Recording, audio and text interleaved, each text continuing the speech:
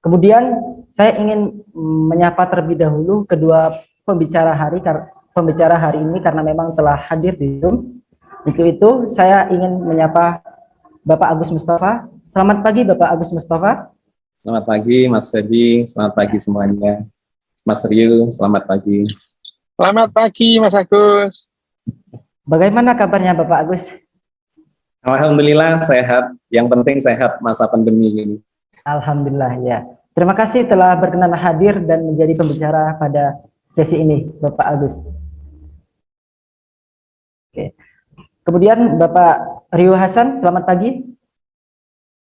Selamat pagi Mas Feby. Ya. Selamat pagi Mas Agus juga. Bagaimana kabarnya Bapak dokter? Puji alam semesta sehat Mas. Iya, iya. Oke. Terima kasih telah berkenan hadir dan menjadi pembicara hari ini. Tak lupa juga saya ucapkan terima kasih kepada peserta Festival Filsafat pada tahun ini, baik di Zoom maupun di YouTube. Tak lupa juga saya ucapkan kepada kedua media partner, yaitu Kompas ID sama Mojok, yang telah membantu menyelenggarakan juga acara ini. Pada kesempatan saat ini, sesi polemik filsafat akan membincangi perihal takdir. Sebagaimana tema kita sendiri hari ini, apakah segalanya sudah ditakdirkan? Dengan dasar pertanyaan juga, apakah takdir itu ada? Lantas asumsinya apa? Nah, agaknya memang hal ini menjadi satu perbincangan yang semakin alot dan utuh ya dalam perspektif filsafat itu sendiri. Nah, untuk itulah perbincangan ini menjadi satu bahan refleksi dan kontemplasi kita bersama-sama. Nantinya hal ini akan diikat melalui dua perspektif, yaitu perspektif deterministik dan indeterministik. Oleh karena itu, Filofas ID telah mengundang kedua pembicara kompeten untuk membahas ini. Saya akan membacakan CV kedua pembicara hari ini. Pembicara pertama yaitu Bapak Agus Mustafa. Beliau lahir di Malang 6 Agustus 1963 dan merupakan salah satu seorang alumni Teknik Nuklir Universitas Gadjah Mada Yogyakarta. Beliau pernah berprofesi sebagai wartawan Jawa Pos dari tahun 1990 hingga 2004 dan Direktur Operasional JTV dari tahun 2000 hingga 2003. Beliau juga menulis 60 buku tasawuf modern 2004 hingga sekarang dan kini merupakan CEO dan owner Fatma Group 2004 hingga sekarang. Juga inisiator dan motivator diskusi tasawuf modern, founder kajian Islam futuristik dan pendiri Astrofotografi Indonesia. Pembicara kedua yaitu Dr. Rio Hasan. Beliau menempuh pendidikan kedokteran di Universitas Airlangga di tahun 1985 dan meneruskan pendidikan spesialis bedah saraf di universitas yang sama. Ia juga pakar neuroscience dari Indonesia. Saat ini ia bekerja di Rumah Sakit Mayapada Jakarta Selatan dan Rumah Sakit Mayapada Tangerang. Begitu. Tanpa berlama-lama, saya mempersilakan Bapak Agus untuk menyampaikan materinya selama 20 menit. Baik, terima kasih Mas Feby. Assalamualaikum warahmatullahi wabarakatuh. Selamat siang dan salam sejahtera buat kawan-kawan semuanya.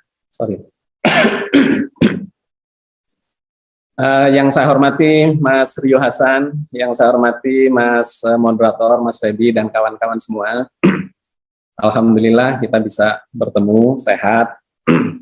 Saya ditugasi untuk ikut sharing soal takdir, ya, konsep takdir terkait dengan determinisme dan indeterminisme. Saya tidak tahu kenapa saya yang diundang untuk bicara dan bicara pertama. Mungkin menurut dugaan saya, karena saya menulis buku tentang takdir ya. Saya menulis ada 60-an judul buku selama 15-16 tahun terakhir. 3 di antaranya itu bicara tentang yang terkait dengan takdir. Salah satunya berjudul Mengubah Takdir. Saya di sana mencoba mengkritisi kesalahkaprahan kebanyakan di antara kita yang menganggap atau persepsi tentang takdir ya, yang menurut saya salah kaprah. Di buku itu saya katakan bahwa takdir itu bukan sesuatu yang tidak bisa diubah. Karena itu judul dari buku itu adalah Mengubah Takdir. Satu. Yang kedua, saya juga menulis buku hasil debat saya dengan seorang ateis dari Australia, ya, doktor mikrobiologi, dosen di sana, biomolekuler, yang masuk ke Facebook saya, dan kemudian kita sempat diskusi panjang selama beberapa bulan, dan menghasilkan 3 buku, trilogi ateisme.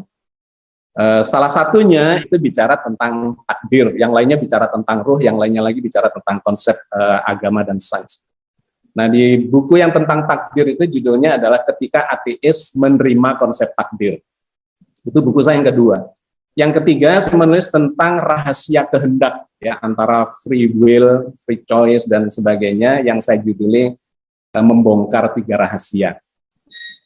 Jadi saya nggak tahu apakah karena saya menulis buku-buku itu sehingga mungkin diberi satu sesi untuk memberikan perspektif terkait dengan takdir itu. Tetapi apapun ya, mungkin juga enggak terkait dengan itu.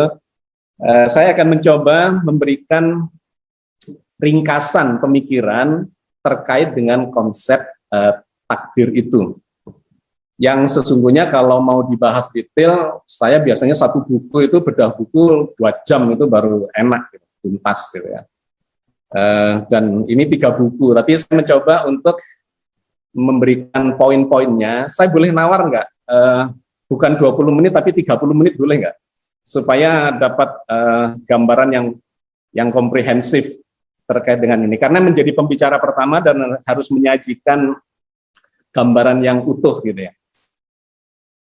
Boleh nggak, Mas Wabi? Oke, nanti ini ya Pak. Itu nanti bisa dipotong di sesi polemiknya ya. Nanti bicaranya. Oh ya, oke. Oke. Boleh Pak. Baik. Terima kasih. Ya.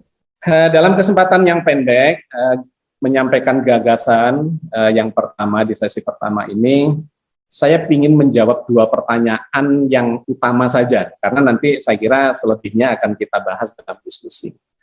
Yang pertama adalah pertanyaan yang dijadikan sebagai pertanyaan utama dan judul dalam kajian atau diskusi kita kali ini. Apakah segala sesuatu itu sudah ditakdirkan? Maka saya menjawabnya iya. Segala sesuatu itu sudah ditakdirkan, sedang ditakdirkan, dan akan selalu ditakdirkan. Nanti kita bahas ya seperti apa detailnya. Tetapi itulah yang kemudian saya sampaikan di dalam buku-buku saya itu, bahwa sesungguhnya memang segala sesuatu itu ditakdirkan karena kita ini sebagai makhluk memiliki keterbatasan-keterbatasan yang kalau dalam teknik, dalam fisika, kita ini di closed system, di mana sebuah closed system itu harus ada yang men-start gitu ya. Seperti sebuah mobil ketika belum di starter ya dia nggak jalan. Tetapi begitu di starter dia akan kemudian bisa sustainable pergerakannya. Oke, jadi itu pertanyaan besarnya yang pertama. Apakah segala sesuatu itu sudah ditakdirkan? Iya, sudah ditakdirkan, sedang ditakdirkan, dan akan selalu ditakdirkan. Itu pertanyaan pertama. Yang kedua, lantas ada pertanyaan dalam Tor itu, apakah takdir itu sama dengan konsep takdir sama dengan konsep determinisme? Saya bilang tidak. Konsep takdir itu tidak sama dengan determinisme. Yang serba ditetapkan ya, dan kemudian tidak bisa melakukan apa-apa. Gambarannya kalau dalam kajian-kajian itu seperti wayang kulit katanya. Wayang kulit yang mau diapakan saja oleh dalang, dikeplek-keplek, mau diajari, terus dibuang masuk kotak atau apapun ya. Apakah seperti itu? Tidak. Di dalam Al-Quran, di dalam Islam tidak ada konsep takdir sama dengan konsep determinisme, itu nggak ada. Lantas apakah sama dengan indeterminisme? Malah enggak. Jadi takdir bukanlah sama dengan konsep determinisme dan indeterminisme. Melainkan perpaduan dari itu, karena ternyata realitas hidup, bahkan dalam realitas hidup itu sebetulnya hal konsep deterministik itu berlebihan. Tidak ada yang sepenuhnya deterministik, itu nggak ada, dan yang sepenuhnya indeterministik juga nggak ada. Oke, jadi itu poin besar yang ingin saya sampaikan dalam beberapa menit ini. Ya, saya ingin mengurainya sekarang. Yang pertama terkait dengan konsep takdir. Konsep takdir ini banyak difahami secara salah kaprah ya oleh kebanyakan orang. Karena mungkin tidak memahami secara utuh konsep ini dari sumber otoritatifnya. Konsep takdir ini kan sesungguhnya muncul dari Al-Quran. Pakai bahasa Arab, takdir. Maka kita ini harus memahami sesungguhnya Al-Quran sebagai sumber yang mengungkapkan konsep takdir itu seperti apa. Jangan kemudian takdir difahami dengan menggunakan sudut pandang yang tidak berasal dari sumber konsep itu, gitu ya, sehingga menjadi salah kaprah. Nah, kata takdir itu kan bentukan kata dari qaddaro, yuqaddiru, takdiro.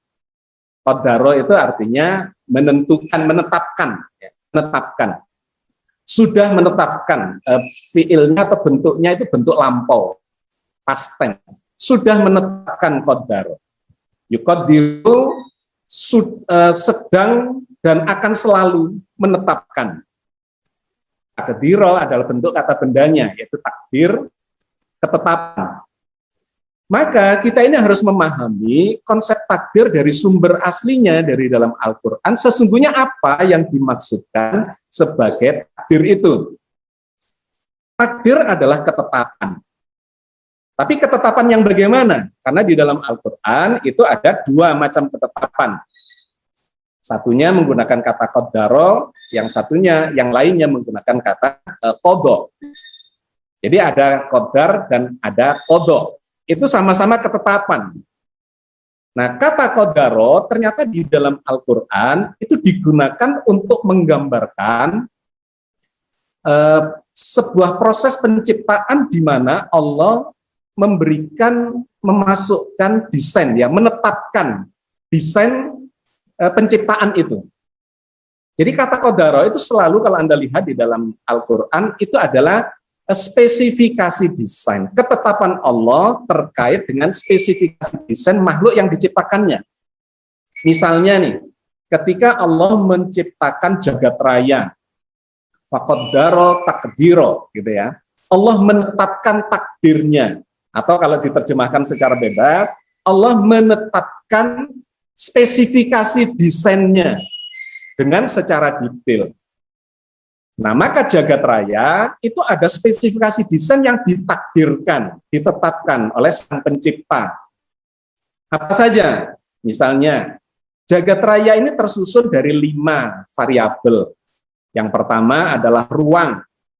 Ruang adalah wadah, menjadi wadah jagat raya yang sekarang sedang berkembang. Yang kedua, jagat raya itu terdiri dari waktu, di mana waktu itu menjadi ukuran dari pergerakan atau dinamika peristiwa yang ada di dalamnya. Yang ketiga, jagat raya itu terdiri dari atau tersusun dari materi yang menjadi isi dari jagat raya itu. Yang keempat, tersusun dari energi yang menjadi tenaga penggerak segala dinamika, segala peristiwa yang terjadi di dalamnya. Dan yang kelima adalah informasi, di mana Tuhan Sang Pencipta itu meletakkan perangkat hukum, informasi, perintah berupa aturan, ya, yang disebut oleh Al-Quran sebagai sunatullah. Orang yang tidak beragama atau yang sekuler menyebutnya sebagai hukum alam. Itu ada sistem informasi yang menyebabkan jagat raya ini berdinamika dari, katakanlah tadinya tidak ada jagat rayanya, kemudian muncul, ya, banyak teori di situ, tetapi kemudian dalam pengamatan terlihat bahwa jagat raya ini dulunya kecil, kemudian mengembang dan muncullah teori Big Bang dan sebagainya itu. Poin penting yang saya sampaikan adalah ketika Tuhan Sang Pencipta itu menciptakan jagat raya, maka Dia menetapkan takdirnya, spesifikasi desainnya. Ada ruang, ada waktu, ada materi, ada energi, ada informasi. Sebuah ketetapan yang tidak bisa dicampur tangani oleh kita. Sehingga kata Al-Quran, Tuhan Allah itu tidak memberikan saham sedikit pun kepadamu dalam penciptaan jagat raya. Itulah takdir Sang Pencipta, penetapan ya Sang Pencipta terhadap jagat raya yang dibuatnya. Nah, di situ ada perangkat hukum yang misalnya kalau di breakdown secara fisika, fisika modern, maka di situ ada 4 gaya fundamental sebagai takdir itu, yaitu ada gaya nuklir lemah yang membentuk partikel-partikel subatomik. Ada proton, ada neutron, ada elektron, ada neutrino, dan sebagainya, terbentuk oleh satu kekuatan gaya ya, yang disebut sebagai gaya nuklir lemah. Yang kedua, ada gaya nuklir kuat, yang membuat partikel-partikel yang bertebaran itu menyatu, membentuk inti-inti atom. Dimulai dari atom paling sederhana, hidrogen, kemudian nanti menjadi lithium, berilium, helium, dan sebagainya, sampai ratusan partikel subatomik yang ada di dalam inti atom. Itu terbentuk karena ada gaya yang namanya gaya nuklir kuat.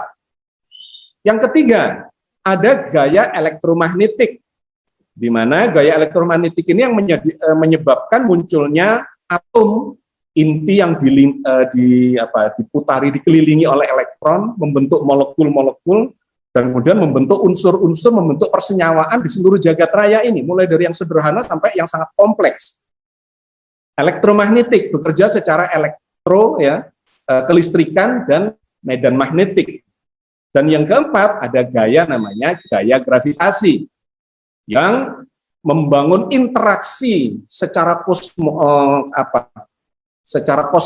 makrokosmos, di mana benda-benda langit seperti galaksi ya, Bima Sakti, Andromeda, dan sebagainya, ada tata surya, ada planet, dan sebagainya, itu memiliki keharmonisan di dalam berperilaku sehingga jagat raya ini bertahan selama 14 miliar tahun kurang lebih, itu sustainable.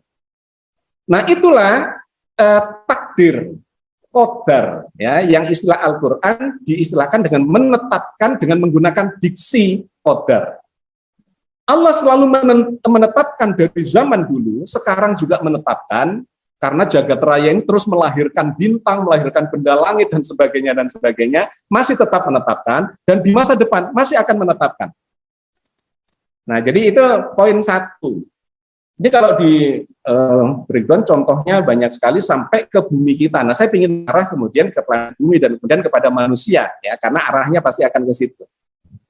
Maka di dalam sejumlah ayat digambarkanlah, ya, Al-Quran menggambarkan, misalnya wa qaddarahu manazila li ta'lamuna adada sinina wal hisab, misalnya ya. Ada ayat yang menggunakan kata qaddarahu manazila li ta'lamu adada sinina wal hisab.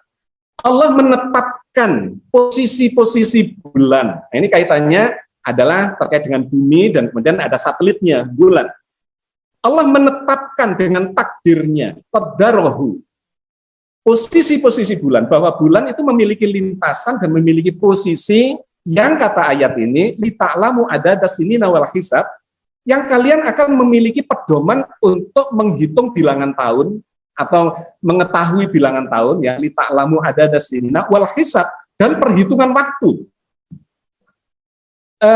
Artinya apa? Allah menetapkan desain penciptaan, misalnya dalam konteks ini tata surya, kemudian ada Merkurius, Venus, Bumi, Mars, Jupiter, Saturnus, Uranus, dan Neptunus. Planet ketiganya adalah Bumi, dan kemudian di situ dikelilingi oleh bulan. Nah, bulan itu memiliki lintasan orbit yang akurat yang bisa dijadikan patokan.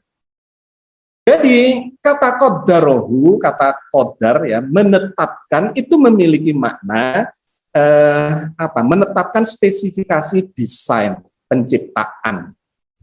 Itu terkait dengan benda-benda langit. Nah, sekarang dengan manusia, apakah juga ditakdirkan Iya. Apakah manusia itu memiliki spesifikasi desain? Iya. Di mana? Di dalam inti selnya, di dalam untai genetikanya, di dalam kode-kode DNA-nya. Di mana manusia ini memiliki kode-kode DNA, ya, di situ terdiri dari untai-untai molekul ACGT, adenin, sitosin, guanin, dan timin yang membentuk kode-kode perintah untuk menjadikan, ya, proses penciptaan manusia, terbentuknya manusia. Kenapa manusia itu kok kepalanya bulat misalnya, kok enggak kotak atau segitiga atau lancip, kok matanya menghadap ke depan, telinganya di samping, tangannya 2, jarinya 5, kakinya bipedal, dan seterusnya, seperti ini. Itu ada spesifikasi desainnya. Dan itu Allah juga menggunakan kata qadar. Ya. Allah menetapkan spesifikasi desain kita, bentuknya seperti ini, iya. Dan kita yang bersangkutan itu tidak bisa ikut campur. Misalnya nih, saya lahir di Indonesia, saya nggak bisa milih, itu takdir Tuhan. Saya lahir dari bapak ibu saya yang ini, misalnya, yaitu takdir. Saya lahir sebagai seorang laki-laki, yaitu takdir. Sudah ditetapkan dulu. Nah, badan saya sudah didesain sedemikian dengan kadar tertentu. Nah, kata qadar itu diserap ke dalam bahasa Indonesia dan kemudian mengalami sedikit pergeseran makna. Kadar, ya, qadar dan kadar.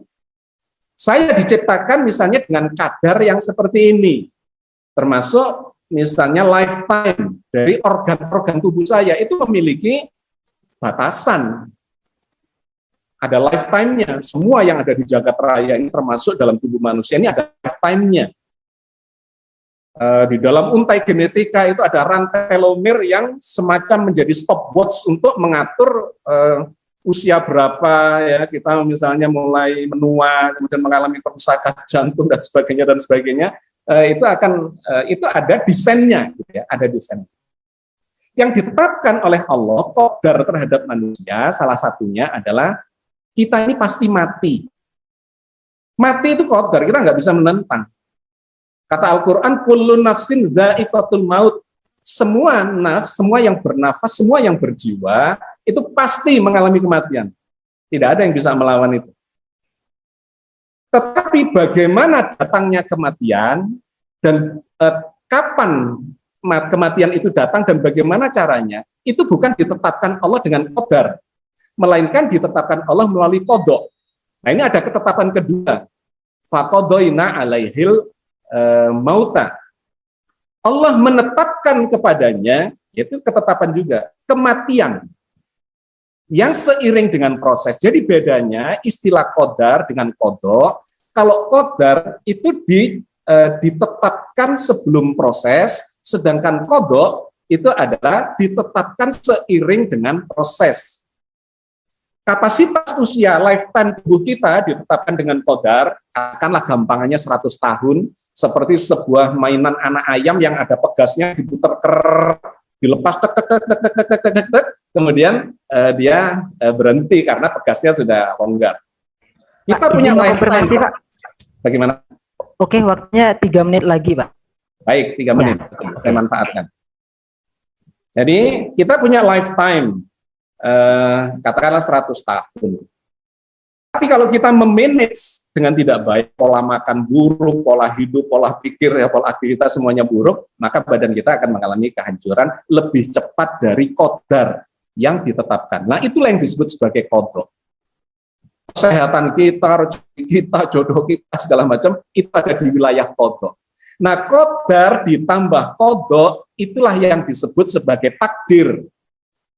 Ya, jadi Anda melihat sekarang konsep utuhnya yang ingin saya sampaikan, bahwa takdir itu bukan deterministik, bukan.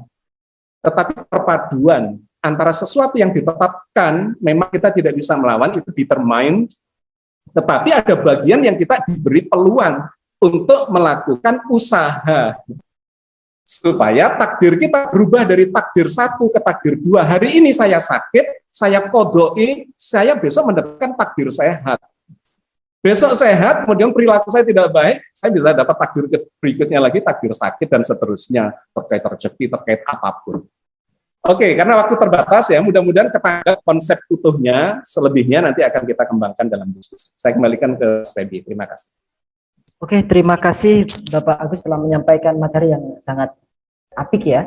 Mulai dari sudut pandang agama, yaitu agama Islam, terkait takdir ini sendiri. Saya menangkap juga ada beberapa poin kayak Bapak memberikan satu dasar dulu, dua dasar pertanyaan antaranya yaitu apakah segala sesuatu ya sudah ditakdirkan? Bapak menjawab iya, sedang dan akan selalu ditakdirkan. Gitu, menarik.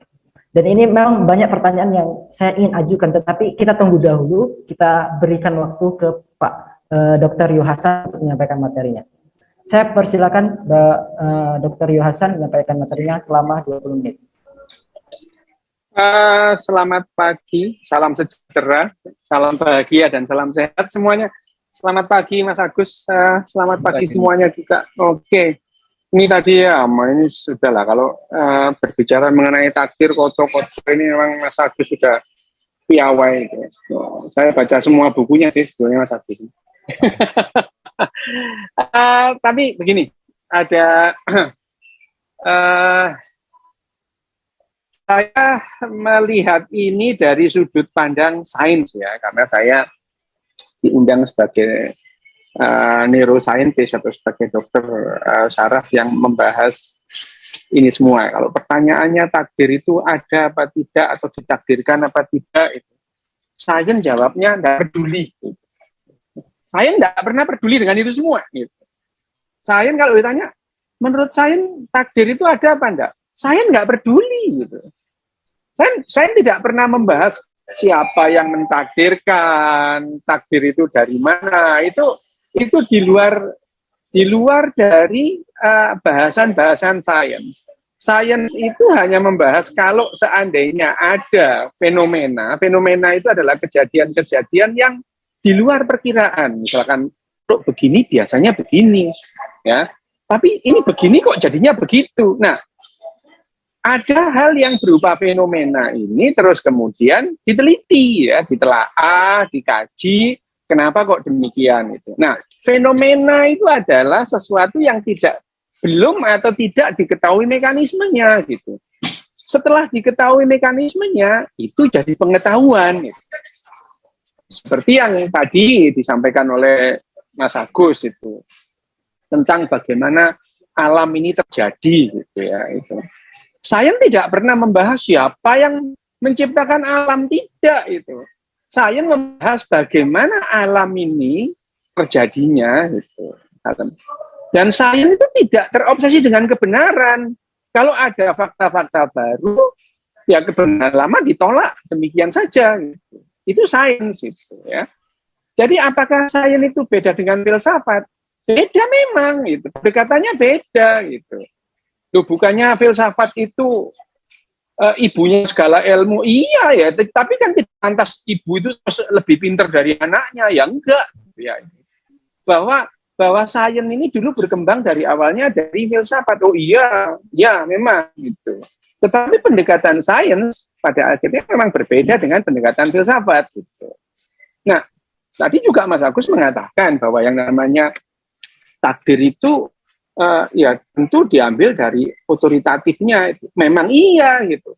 Pengetahuan manusia ini dalam waktu yang lama gitu ya. Itu dalam waktu yang lama itu yang disebut kebenaran itu memang authority based truth gitu ya. Kebenaran yang didasarkan atas otoritas itu. Siapapun yang ngomong kalau dianggap otoritatif dianggap benar gitu. Lama itu meskipun ya secara ilmiah tidak terbukti atau bahkan salah gitu. Ya, dulu itu yang namanya sumber pengetahuan itu dalam jangka waktu yang lama manusia itu sumber pengetahuannya apa? Ya dukun, ahli nujum ya, kepala suku, ini orang-orang yang paling anti bilang tidak tahu, ditanya apa aja jawabnya ada meskipun ngawur.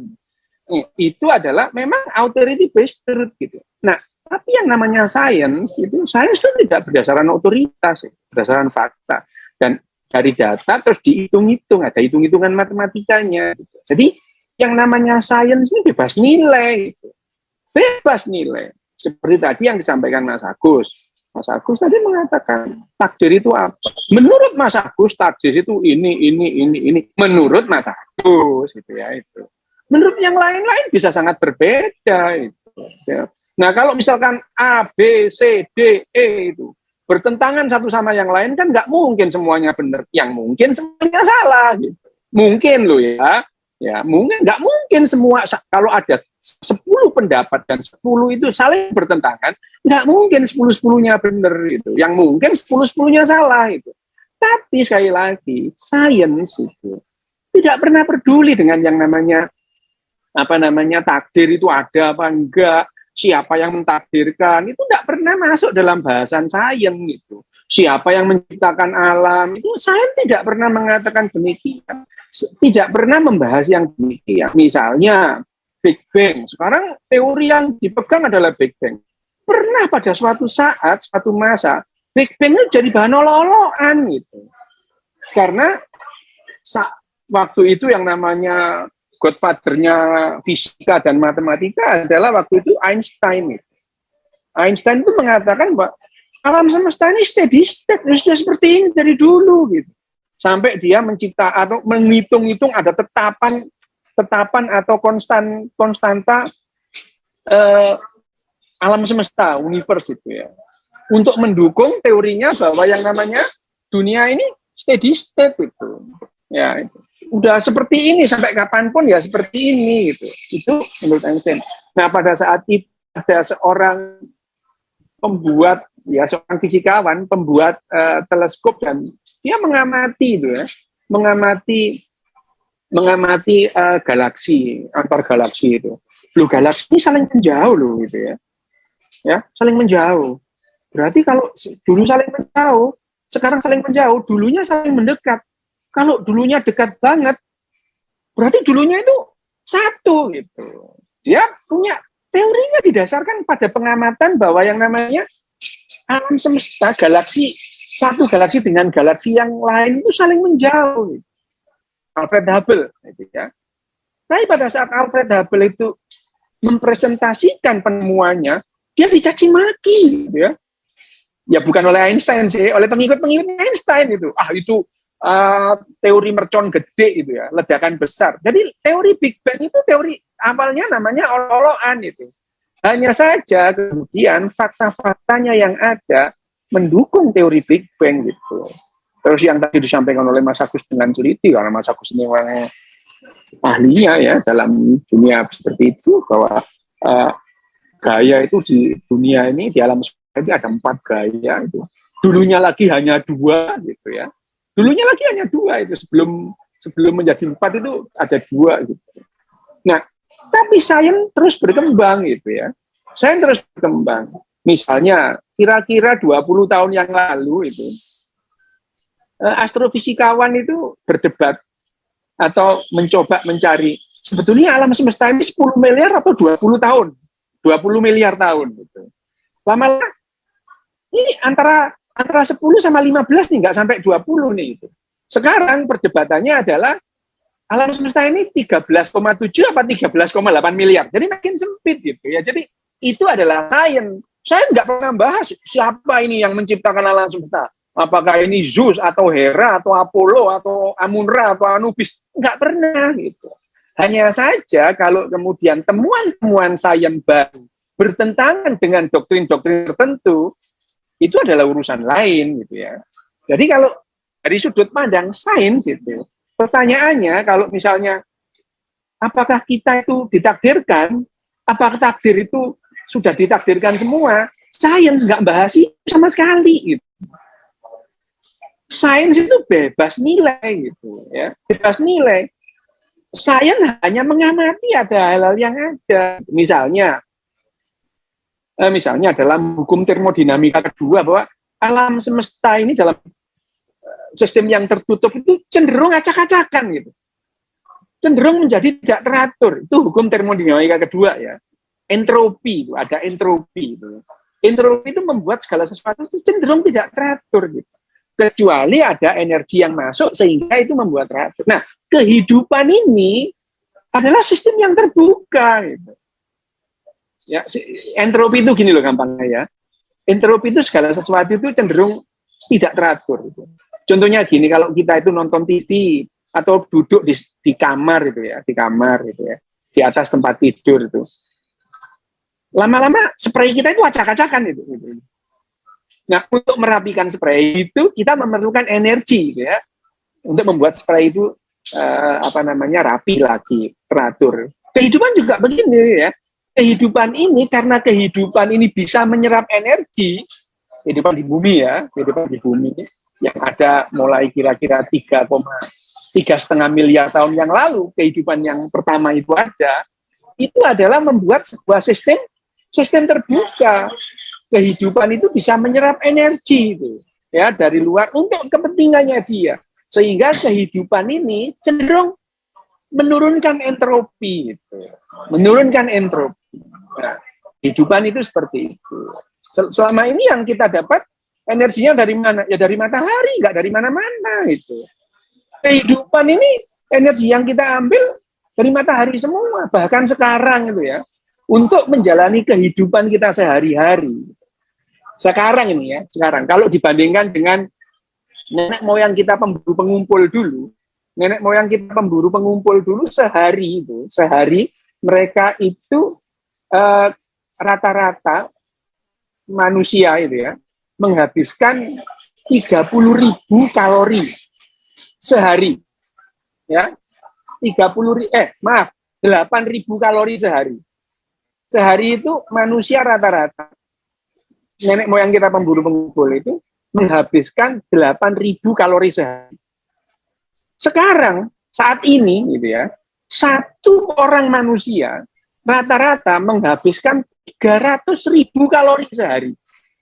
Untuk apa? Loh ya untuk ini listrik, untuk mobilnya itu. Ya, kita internetan ini ya juga perlu kalori itu. Dan kalori yang kita pakai sekarang ini dari mana? Hampir semuanya dari matahari. Contoh listrik kita dari mana? Dari diesel. Gitu. Dieselnya dari mana? Dari fosil gitu ya. Dari solar. Solarnya dari mana? Dari fosil. Fosilnya mengunturkan energi dari mana? Ya dari plankton dan dari yang sudah ribuan tahun yang lalu, jutaan tahun yang lalu. Dari mana mereka? Dari makan tumbuh-tumbuhan. Tumbuhan dari mana? Dari matahari mengumpulkan energinya. Itu yang membahasnya demikian gitu ya. Jadi apakah ini ditakdirkan? Lah itu di luar bahasan sains gitu ya. Jadi kalau pertanyaannya saya sebagai seorang saintis dalam ini mewakili bahwa yang namanya apakah semua ditakdirkan, saya nggak peduli gitu. Siapa yang mentakdirkan, dia nggak peduli juga gitu ya. Tapi kalau kapan mulai ada, nah itu ada dalam bahasan sains. Dan kemudian segala sesuatunya harus dijelaskan sesuai hukum-hukum alam itu. Seperti tubuh tubuh manusia termasuk otak kita, itu disusun oleh bahan-bahan alam yang semua bekerja sesuai dengan hukum alam. Dan dalam sains, dalam biologi itu nggak ada takhayul gitu ya. Jadi menjelaskan bagaimana cara kerja otak itu. Apakah kita punya free will atau tidak gitu ya. Nah, dalam kajian dalam sudut sains neuroscience yang terbaru, kita nggak punya free will gitu ya. Kita nggak punya free will. Bahkan bahwa keinginan kita beberapa saat sebelum keinginan muncul itu ada aktivitas di otak kita yang tidak kita sadari. Ya, kalau kita membahas free will itu ada enggak gitu ya. Sains neuroscience terbaru mengatakan kita nggak punya free will gitu ya. Itu. Dan nanti kalau ada ketemu lagi yang baru, ya nanti. Pokoknya sekarang nggak ada, gitu ya. Dasarnya itu. Kalau misalkan ada yang mengatakan kita punya free will, ya buktinya mana, gitu. Itu yang namanya sains. Sains itu bukan seperti ini. Misalkan saya mengklaim saya punya handphone, gitu ya. Mana handphonemu? Ini handphone saya. Nah, itu adalah cara kerja sains seperti itu. Yang misalnya yang mengklaim itu yang membuktikan saya punya handphone. Mana handphonemu? Ini handphoneku, gitu ya. Itu handphone, bukan lantas saya punya handphone. Mana handphonemu? Ayo buktikan kalau saya nggak punya handphone. Ya itu sains tidak begitu caranya. Bukan kita mengklaim orang lain diharuskan membantah atau menyatakan bahwa klaim itu tidak salah. Kalau saya yang mengklaim, saya yang harus buktikan bahwa klaim itu benar adanya. Jadi begitu ya. Itu jadi kalau pertanyaannya apakah semua ditakdirkan, saya tidak membahas itu. Saya kembalikan begitu saja deh. Karena jawabannya udah jelas kalau bagi sains ya. Oke, terima kasih Dr. Yohasan. Tadi memaparkan pendapatnya perihal takdir melalui sudut pandang sains. Ternyata sains bertolak belakang dengan yang menjadi tidak bertolak belakang. Sebentar. Jangan dipelintir loh ya. Ini kebiasaan melintir-melintir kata-kata ini. Tidak bertentangan. Tetapi sains itu tidak peduli masalah seperti itu. Ya. Tidak membahas itu. Tadi saya salah bicara tadi. Maksudnya tadi itu Pak saya tidak memperdulikan. Tadi Bapak menyampaikan seperti itu. Tidak. Saya tidak peduli. Bukan bertolak belakang. Tidak peduli. Oke. Mas saya bertolak belakang apa yang menjadi tadi pembahasannya Bapak Agus Mustafa, begitu Mas saya. Pak Mas Agus tadi kan jelas menjelaskannya dari sisi Islam dari sisi ini Mas Agus itu dari sisi Islam. Terus kemudian Mas Agus tadi itu berbicara kalau dari Al-Quran otoritatifnya ya dibahas dari Al-Quran gitu ya. Terus kemudian kalau itu sudut pandangnya itu misalkan tadi itu membahas mengenai sufisme, ya dari sufisme gitu. Nah saya dari sains, saya nggak peduli soal itu semua gitu. Ya. Oke, terima kasih Dr. Yohasan. Kembali ke ini ya, karena ini sesi polemik. Saat ini saya persilakan untuk Bapak Agus Mustafa untuk menanggapi apa yang telah disampaikan tadi oleh Bapak Dr. Yohasan. Saya persilakan Bapak Agus Mustafa. Ya, secara umum sih saya kira oke. Karena kan realitas ini bisa dipandang dari berbagai macam sudut pandang. Anda melihat meja di depan Anda, itu bisa dari depan, dari belakang, dari atas, dari bawah, kan begitu. Jadi ini kan soal sudut pandang, itu sebuah pilihan. Gitu loh. Meskipun yang terbaik itu adalah ketika kita bisa melihat secara progres, secara komprehensif dan holistik. Kita bisa melihat dari depan, dari kanan, kiri, atas, bawah, sehingga dapat gambaran yang holistik. Jadi kalau kemudian misalnya di antara kita ini memiliki sudut pandang yang berbeda, saya kira itu memang sah-sah saja dalam sudut pandang saintifik yang objektif. Maka pendekatannya adalah empirik. Gitu. Dalam pendekatan spiritualitas atau spiritualism yang subjektif, yaitu pendekatannya berbeda lagi. Apakah subjektivitas itu selalu salah dan harus selalu objektif? Tidak selalu. Karena realitas itu sesungguhnya bukan cuma soal objektivitas, tetapi juga soal subjektivitas. Kenapa? Karena kita memandang semua fakta realitas ini melalui manusia yang subjektif. Selalu ada kadar objektifnya dan ada kadar subjektifnya. Nah, jadi misalnya nih, Anda melihat sesuatu misalnya itu merah gitu ya. Merah menurut saya dan merah menurut Mas Feby itu bisa berbeda ketika dicoba dikonfrontasikan gitu ya. Itu merah agak merah enggak, itu merahnya agak merah muda. Kenapa? Karena kita menggunakan alat yang namanya mata gitu ya. Di mana itu menangkap getaran itu masuk diproyeksikan ke retina dan masuk ke pusat penglihatan di occipital lobe dan seterusnya, kemudian menjadi sebuah persepsi. Otak kita itu tidak pernah berhubungan langsung dengan realitas di luar diri kita, tetapi selalu melalui panca indera. Karena itu ini sudah sebuah keniscayaan. Perbedaan-perbedaan dikarenakan alat monitornya, alat sensornya itu sebetulnya memiliki kualitas yang berbeda. Nah, di sains berusaha untuk mengobjektifkan itu dengan ukuran-ukuran dikuantifikasi dan sebagainya dan sebagainya. Jadi ya memang ketika kita mengambil posisi sudut pandang yang berbeda ya hasilnya pasti berbeda. Satu itu. Yang kedua tadi terkait dengan entropi. Mas Rio tadi menyebut entropinya turun, sesungguhnya entropinya naik. Jadi benar, entropi itu adalah ukuran kekacauan, tingkat kekacauan. Jagat raya ini mengalami tingkat kekacauan yang terus naik, bukan turun. Jadi entropi itu dalam ukuran jagat raya itu terus naik, semakin kacau semakin kacau. Kenapa semakin kacau? Kalau ditelisik secara makrokosmos, itu dikarenakan jagat raya ini sedang mengembang. Jadi gampangannya begini, kalau saya punya kereng 10, saya kumpulkan rapet, maka dia tertata, teratur. Tetapi kalau ini saya kembangkan, tambah renggang, maka tingkat kekacauannya itu semakin besar. Semakin renggang, tingkat kekacauannya semakin besar. Nah, karena jagat raya ini sedang mengembang, maka tingkat kekacauannya itu meningkat terus, bertambah terus. Jadi orang dari hidup menuju mati, sel-sel dari muda menuju tua, makanan dari segar membusuk, dan segala macam. Semuanya menuju pada tingkat kerusakan yang lebih tinggi. Karena apa? Karena jagat rayanya sedang mengembang.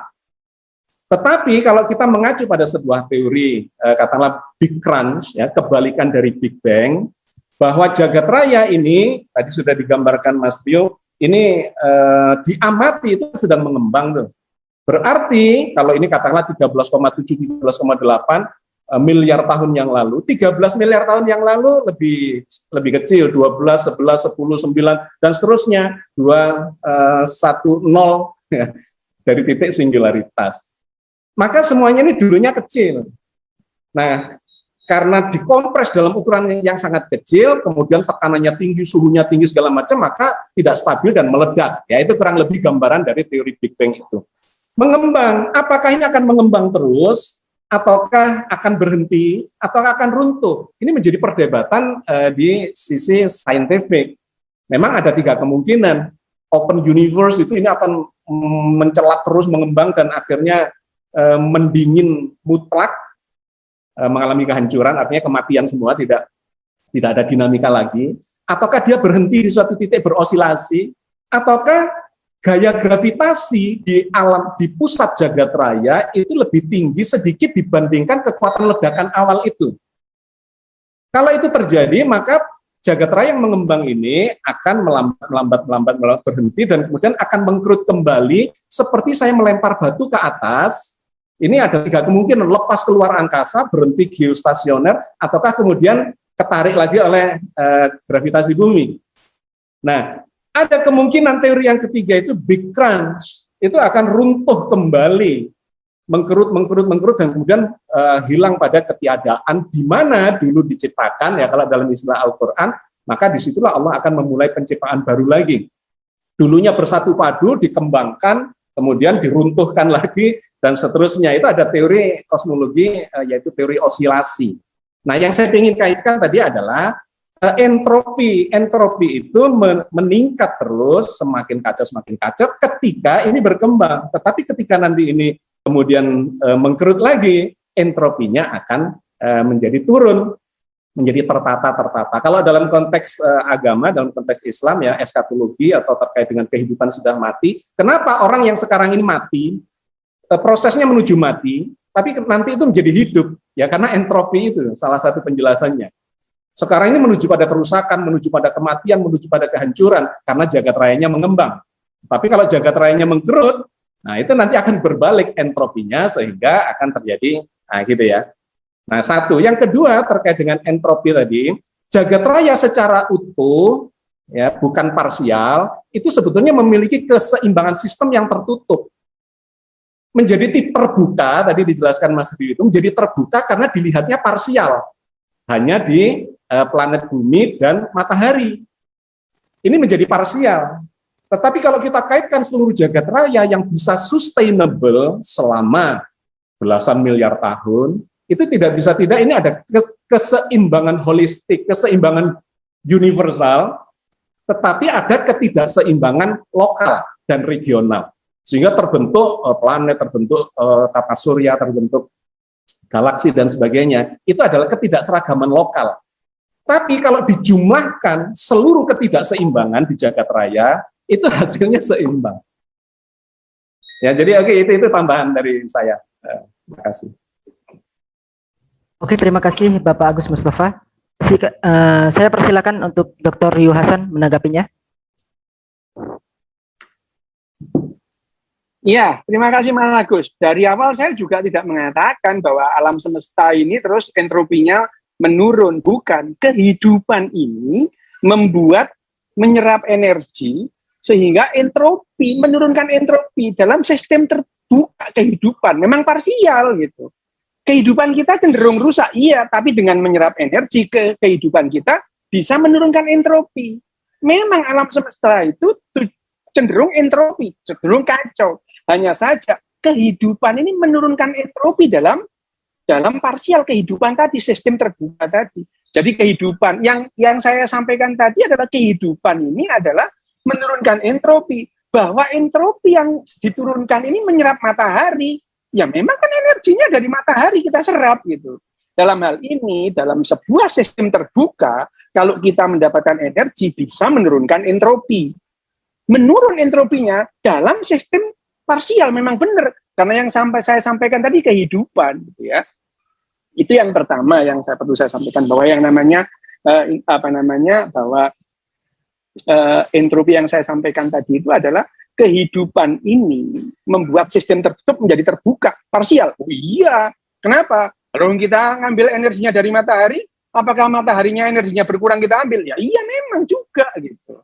Bahwa alam semesta itu memang ya zero sum game aja istilahnya, permainan impas-impasan. Ya kalau saya hari ini mendapatkan $100, ada orang lain kehilangan $100, ya iya memang begitu, memang dunia ini seperti itu. Tapi yang saya sampaikan tadi bahwa yang namanya entropinya menurun itu dalam kehidupan, bahwa misalnya 90 tahun 95 kita baru paham bahwa ada yang namanya telomere itu.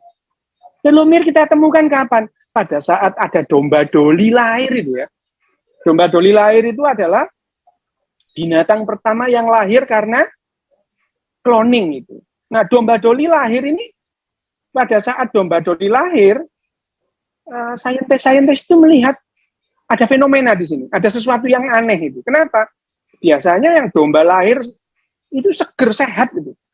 Nah ini doli ini kok sakitnya, penyakitnya sama penyakit domba-domba tua,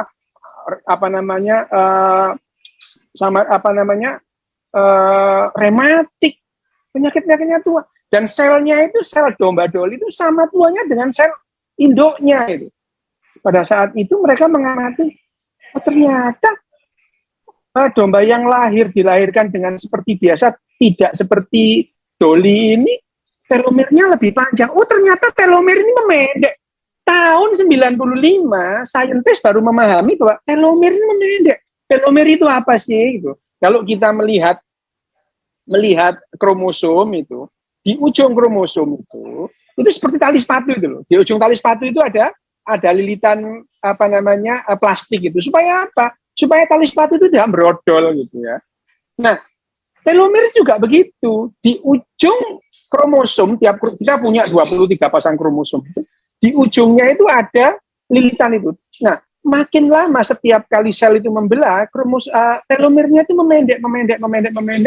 Begitu sampai sekitar 50 kali membelah, telomer itu sudah habis dekat, dan itu kemudian brodol gitu tuh ya, rontok. Seperti tali sepatu. Nah, tahun 95 itu baru imajinasi liar manusia itu, loh berarti kalau telomer dipertahankan panjangnya, kita bisa nggak mati dong gitu ya.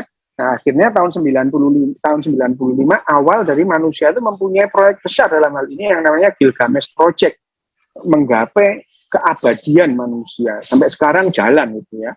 Tapi ternyata untuk membuat manusia itu tidak mati atau binatang itu nggak mati, tidak hanya sekedar telomer. Ada 400.000 gen gitu ya, 40.000 gen yang terlibat dalam hal ini. di dalamnya gitu. Itu yang pertama. Yang kedua, yang ketiga, membahas mengenai realita tadi.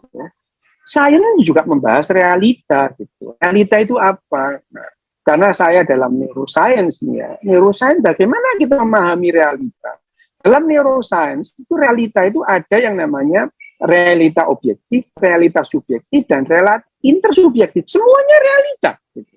Bagi kita itu realita. Misalnya handphone ini. Handphone ini apa? Realita apa? Realita objektif. Setiap orang bisa melihat, terus kemudian dia mengobservasi dan mengkonfirmasi dalam saat yang sama. Ini realita objektif. Gitu. Ini cangkir, gini ini. Ini realita objektif. Gitu. Ini kunci itu realita objektif. Bumi ini realita objektif. Ada realita subjektif. Gitu. Apa itu? Misalkan nyeri, ya. Nyeri, sakit gitu. Apakah nyeri itu ada? Ada. Kalau seorang dokter atau neuroscientist diminta menjelaskan nyeri itu bagaimana, ya di saraf di indera proprioseptik itu dia bisa menangkap apa yang namanya nyeri sebagai reseptor itu dia nangkap. Terus kemudian data kimia itu dilanjutkan dengan saraf nyeri itu ke yang namanya sumsum tulang belakang. Dari sumsum tulang belakang itu ke yang namanya traktus pilothalamikus ke talamus. Di talamus itu terus kemudian bersamaan dengan memori semua itu didefinisikan atau dipersepsikan sebagai rasa nyeri. Ada itu. Tapi kalau misalkan Mas Agus Mustafa itu datang ke saya, kontrol, dok, kepala saya sakit. Gitu. Saya itu tidak tahu loh dia bohong apa enggak. Gitu. Tidak tahu itu. Nah, yang dilakukan oleh dokter adalah mencari indikator-indikator kenapa Mas Agus ini sakit. Tetapi kalau saya tidak menemukan satupun indikator bahwa Mas Agus itu sakit kepala, bukan berarti sakit kepala Mas Agus itu enggak ada. Ini. Nah, ini subjektif. Ini yang namanya realita subjektif dalam sudut pandang sains, neuroscience. Ada realita ketiga. Karena manusia itu mengembangkan kemampuan kognitifnya, ada realita ketiga. Apa itu? Yang namanya realita intersubjektif itu. Ada karena kita ada-adain itu.